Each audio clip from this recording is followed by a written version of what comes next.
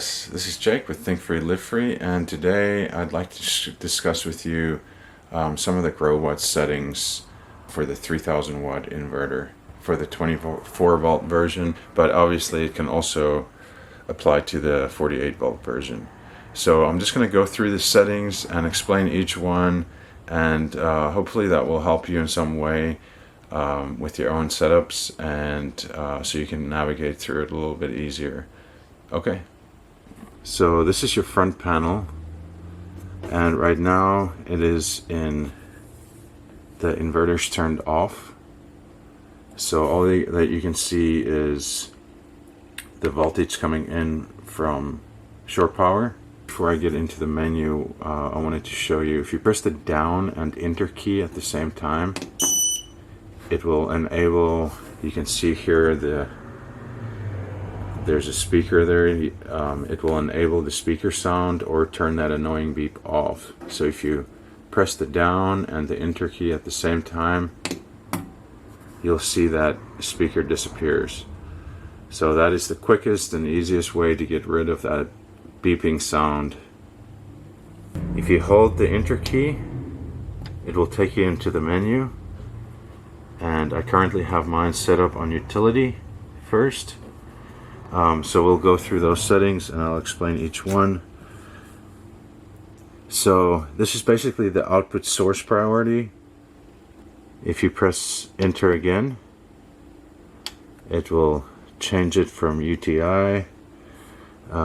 If you press the up and down arrows, it will change it from SBU, solar, or UTI. If it's set up on solar, the way it's going to respond is solar energy provides power to the loads at first priority. If solar energy is not sufficient to power all connected loads, battery energy will supply power to the loads at the same time.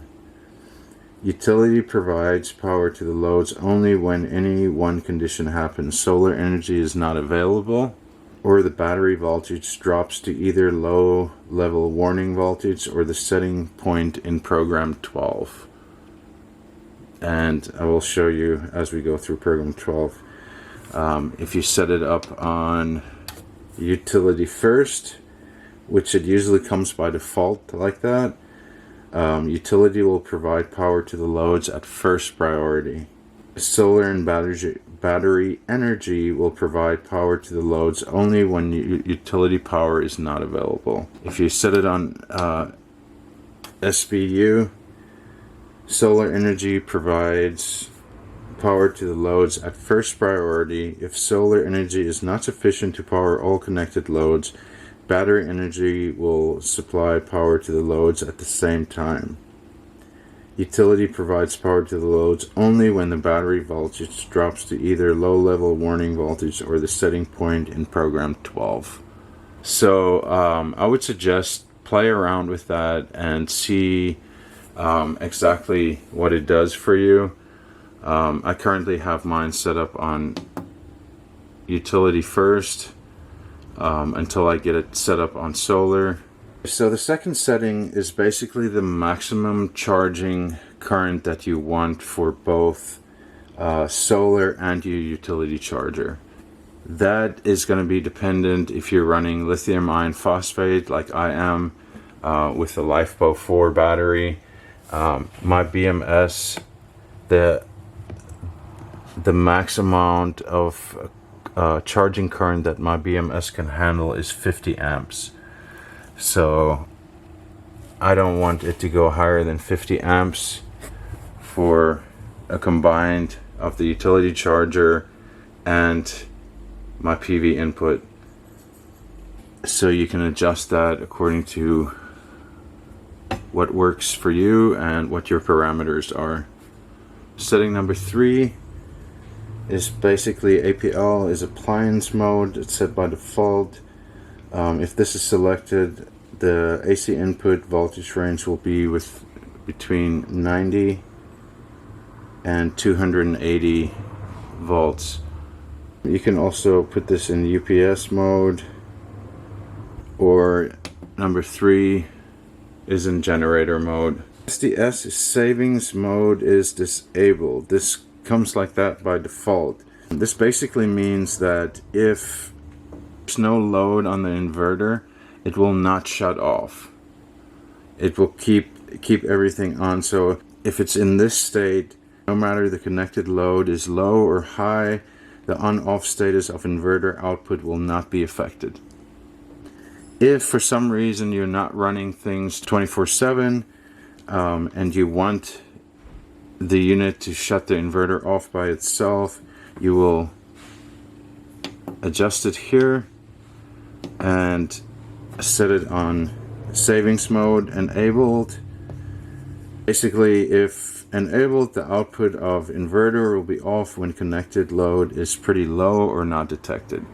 So it will shut the inverter off. So 5 is basically your battery type. There's AGM, flooded battery, lead acid. If you have a lithium iron phosphate battery, you will select this option, use. And if you do select use, you can change the battery charge voltage, and low DC cutoff voltage can be set up in program 19, 20, and 21.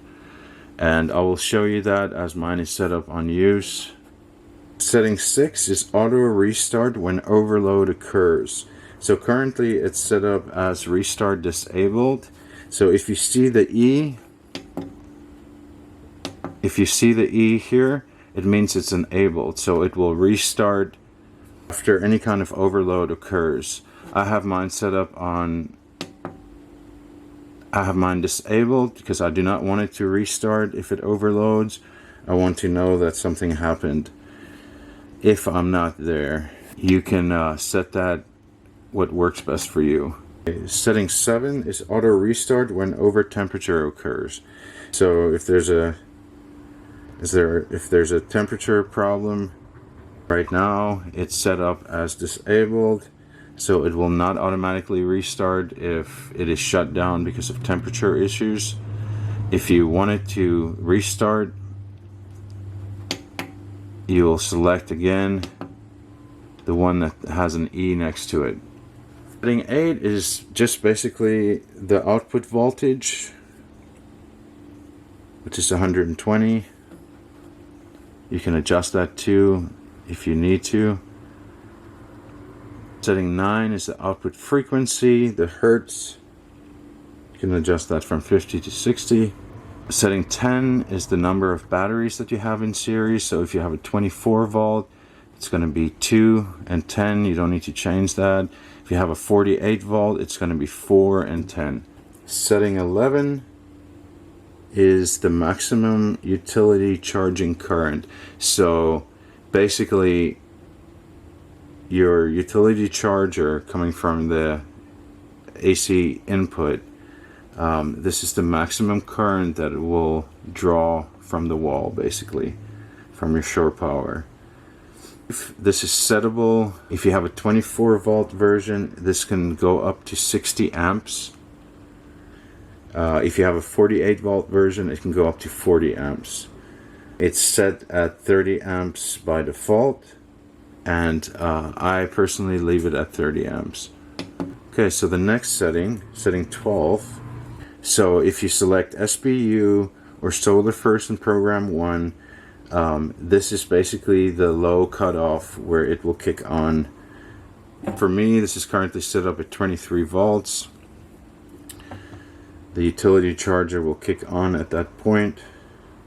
Setting 13, this is the same thing. This is for SPU and Solar First. If you set that in program 1, this is the setting voltage point back to battery mode when selected. So it will charge it up to this point, and then it will go back to battery mode when it hits 27 volts. Setting 14 is basically if their inverter is working inline, standby, or in fault mode. The charger source can be programmed as below. CSO is Solar First mode, which basically means Solar energy will charge battery at first priority. Utility will charge battery only when solar energy is not available. The second is utility first. Utility will charge battery at first priority. And then solar energy will charge battery only when utility power is not available. The third option is SNU, which means solar and utility. Solar energy and utility will both charge battery. And the last option is OSO, which is only solar. So solar energy will be the only charging source, no matter whether the utility is available or not. I currently have mine set up on utility first, and the next option is option 15. That is basically the alarm control that is currently on by default. I have seen some videos where they say this is where you turn off that beep. So I cannot really confirm that. I have not noticed anything when I turn this off. The only thing that did work for me was the down and the enter button on the main screen. If you press that for about 2 seconds, you'll see the speaker icon go off here. So I have that set as on. 16 is the backlight control. If you turn this off, I believe it stays on for 5 minutes when you're working on it, and then it goes off. Setting 17 is basically the alarm sound that you hear when the inverter gets interrupted or you unplug the AC input. You hear that loud beep. That's basically this alarm. So you can also turn that on or off, however you prefer. Setting 18 is the overload bypass. When it's enabled, the unit will transfer to line mode if overload occurs in battery mode. I have this set on bypass disabled. This is currently by default. If you want to enable that, you can change that there. And then we get into the, I think probably the most important settings. Setting 19 is the bulk charge voltage setting. I currently have mine set at 28.2. It's not fully charging my LiFePo batteries, but it's taking it probably up to about 90-95%. So depending on your battery, you can adjust this here. Setting 20 is the float charging voltage. I have mine currently set up at 27 volts. So the low DC cutoff is setting 21. I currently have it set up at 21 volts for my LiFePo battery. However, I'm gonna change this. So I'm gonna change this to 23 volts. This is probably one of the most important settings, I would say, to protect your batteries, your low DC cutoff voltage. If you selected use in setting 5, you'll be able to change this.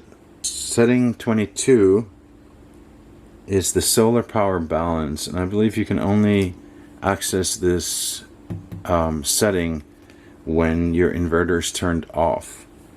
So it's the solar power balance. When enabled, solar input power will be automatically adjusted according to connected load power. So I currently have mine set at solar power balance enabled, which is by default. If selected, solar input power will be automatically adjusted according to the following formula. Max input solar power equals max battery charging power plus connected load. Setting 23. When I first connected this inverter, I had an error code with a red fault right here, and it said error code 81. My inverter was in split phase. It's currently set up in SIG, which is single phase. So if you do want to put it in split phase, this is where you will do it, in menu 23. As you can see here, you can adjust that 2P2, 2P1, 2P0, 3P3, 3P2, 3P1, PAL, and SIG. And if you have a single inverter and you're not hooking another inverter to it, you would set it up in single phase. Setting 24, this allows the neutral and grounding of AC output connected together. When enabled, the inverter can deliver a signal to trigger a grounding box to short neutral and grounding. I currently have mine set up on disabled, so neutral and grounding of AC output is disconnected. So if you do want your neutral and your ground of AC output to be connected, you would select enable here, and you can go press on the enter and you can adjust that through here. So when I press escape, it will take me back out to the main menu. Alright guys, so I basically just went through all the settings. I hope that it is helpful for people out there that also has this inverter and has questions about it and weren't quite sure. I think the best thing honestly is to go through the book, to play around with each setting and to see exactly what it does. And also, if you have questions, you can call Growatt. I will leave the number of their support in the description. So if you're interested in this inverter, I will also leave that in the description. Guys, thank you for watching and thank you for your support. I appreciate you guys, and good luck on your builds and stay safe out there. Okay, thank you. Bye.